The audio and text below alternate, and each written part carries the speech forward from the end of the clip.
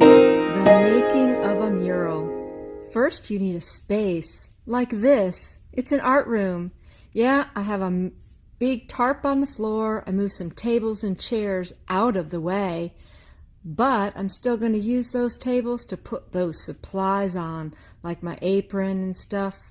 And there's the boards that I'm going to attach my canvas to. They're just some boards that I use over and over again. And this is the wall where I have the canvas now on the floor. That's my tarp. And here's my supplies. And now my boards are on the table. I'm going to tape them together and put that canvas on there that I'm going to paint.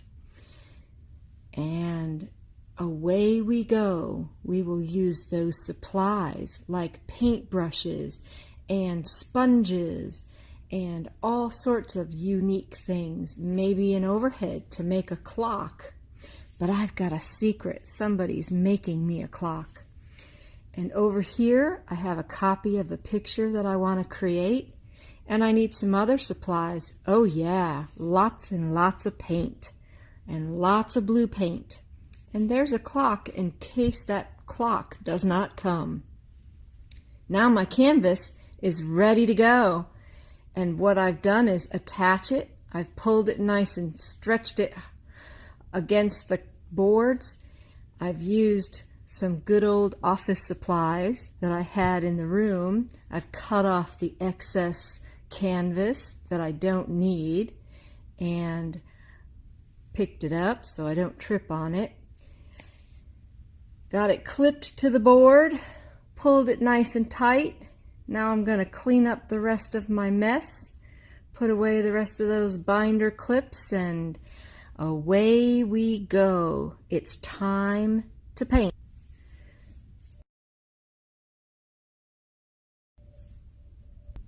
I like to have all my supplies together laid out. I like to have some extra little bins to throw dirty things in and some water. Now my canvas is standing upright right next to the sink. My paints that I'm going to start with are laid out right there ready for me to grab.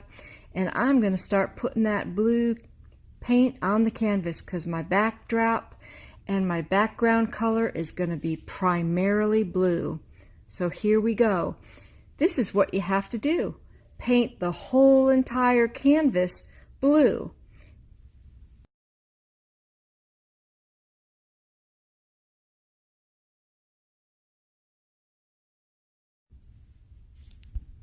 And then I added some pink and some white and some purple to give the appearance of depth and clouds.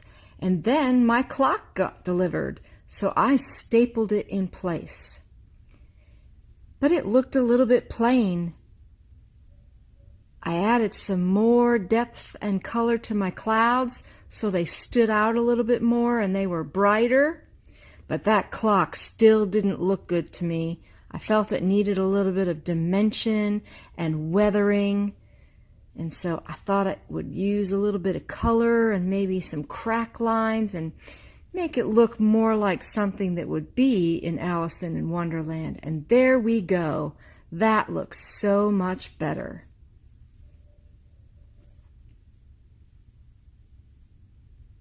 Now we start adding clouds, and clouds give such an appearance of dimension. Use a little white and add a little accent of green or a blue, and then add that tree. Now I did this freehand, but for those of you that are not as experienced as painters, you might want to draw some lines first and then go ahead and paint. I just picked up a paintbrush and started painting. And painting, and painting, and painting, and painting, and painting. And the hands on the clock never moved, but lots more tree branches showed up after a few hours, or a few days was it. And look, we are pretty much done here, except for the fact that once the director saw, she decided that it needed a little bit more something down on the bottom. So this is where I'm going to pause from my regular scheduled broadcasting, and I'm going to do some more stuff, and then we'll get back to you.